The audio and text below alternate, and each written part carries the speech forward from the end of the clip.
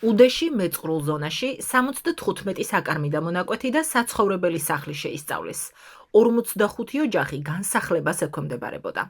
ინფორმაციას გარემოს ეროვნული სააგენტო გვაწვდის მას შემდეგ, რაც უწყებისგან მონაცემების საჯარო წესით გამოვითხოვეთ. უწყების ინფორმაციით მათ ტერიტორია გასულ წელს შეისწავლეს. მათივე დასკვნის თანახმად 75 ოჯახიდან 30-ის სახლები გამაგრებას დაექვემდებარა. როგორც საჯარო ინფორმაციიდან ირკვევა, 45 ოჯახს შორის ეგრეთ წოდებულ პირდაპირების დასახლებაში მცხოვრებთაგან მხოლოდ 16-ია, დანარჩენები მიმდებარე ქუჩებზე მცხოვრებლები არიან.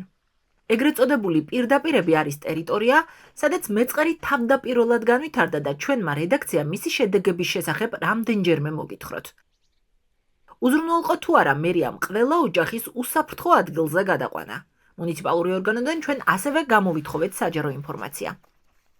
გარემოს ეროვნული სააგენტო მიუთითებს, რომ იმ 30 სახლზე, რომელიც გამაგრებას საჭიროებს, გაცემულია შემდეგი რეკომენდაციები: ზედაპირული და გრუნტის წყლების ნაკადების რეგულირება, სადრენაჟო სისტემების მოწყობა, სახლების საძირკველების და მზიდი კედლების აღდგენა გამაგრება, საძირკველების გარშემო ჰიდროსაიზოლაციო საფარის დაგება და სხვა.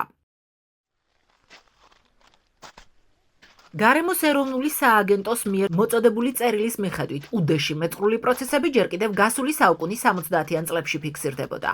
ამავე წყაროს ცნობით 2014 წლიდან ადიგენის მერიის მიმართვის საფუძველზე სააგენტო ეტაპობრივად ამზადებს საკარმი და მონაკვეთების და საცხოვრებელი სახლების ვიზუალურ საინჟინრო გეოლოგიურ შეფასებას, რის საფუძველზეც მზადდება შესაბამისი დასკვნები, პრევენციული ღონისძიებების მითითებით. რა პრევენციულ ზომებზეა საუბარი? რა ზომები მიიღო სახელმწიფომ მეწყრის დამაზიანებელი ზეგავლენის თავიდან აცილებისთვის? ამის გასარკვევად უწყებიდან საჯარო ინფორმაცია დამატებით კიდევ გამოვითხოვეთ. როგორ შეიძლება მეწყრული პროცესების მართვა? ვკითხეთ არასამთავრობო ორგანიზაცია მწვანეთა მოძრაობა დედამიწის მეგობრების ხელმძღვანელს ნინო ჩხობაძეს. მიწა ფაქტიურად იხსნება და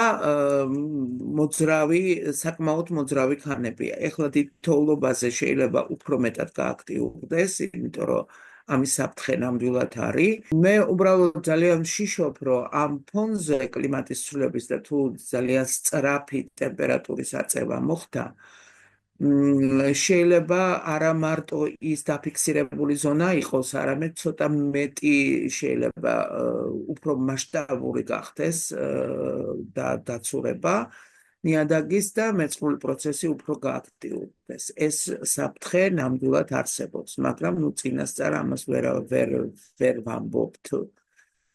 უბრალოდ ძალიან ფრთხილად, მაქსიმალურად, სადაც კი უკვე გასახლება უნდა მომხდარიყო, უნდა გააქტიურდნენ და უნდა გადაიყვანონ ხალხი, იმიტომ რომ რამე მსხვერპლი არ მოყვეს ამას. ძალიან რთული პროცესია მეწყერის შეჩერება, თუმცა არსებობს მეთოდოლოგიები, რომელიც შეიძლება თვითონ მოსახლეობამაც გამოიყენოს, ანუ ჩვენ მაქსიმალურად უნდა მოვაცილოთ წყალი და ტერასირება კიდე რაღაცნაირად შველის ამ პროცესებს.